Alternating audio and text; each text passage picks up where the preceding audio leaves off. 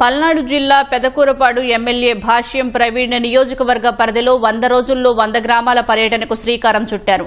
క్రోసూరు మండలం ఎర్రపాలెం నుంచి ఈ కార్యక్రమాన్ని ప్రారంభించారు. గ్రామంలో ప్రజల వద్దకు వెళ్లి వారి సమస్యలు అడిగి తెలుసుకుని అర్జీలు స్వీకరించారు. నేరుగా ప్రజల్లోకి రావటం వల్ల సమస్యలు త్వరగా పరిష్కారమవుతాయని ప్రవీణ్ అన్నారు.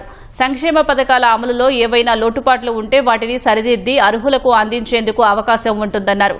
ప్రతిరోజు ఓ గ్రామంలో పర్యటించడం ద్వారా పార్టీ శ్రేణుల్ని స్థానిక సంస్థల ఎన్నికలకు సమాయత్తం చేస్తున్నట్లు ఎమ్మెల్యే వివరించారు. మా నాయకుడు చంద్రబాబు నాయుడు గారు ప్రజల వద్దకు పాలన పేరుతో ప్రజల వద్దకు రావడం జరిగింది.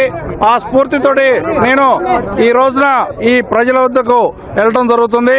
100 రోజులు 100 గ్రామాలు కార్యక్రమం స్టార్ట్ చేసి నియోజకవర్గంలోని దాదాపు అన్ని గ్రామాల్లో తిరగడం జరుగుతుంది. వారి సమస్యలు తెలుసుకొని వాళ్ళ సమస్యల పరిష్కారం కోసం నేను ప్రయత్నం చేయడం జరుగుతుంది. అట్లానే మా ప్రభుత్వం వచ్చిన తర్వాత సూపర్ 6 పథకాలు మనం అమలు చేయడం జరిగింది.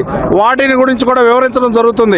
అన్నదాత సుఖీభావ కానీ, తల్లికి వందనం కానీ, అట్లానే పెన్షన్లు పెంచడం కానీ, ఇటువంటి ఎన్నో కార్యక్రమాలు చేయడం జరిగింది మా ప్రభుత్వం వచ్చిన తర్వాత.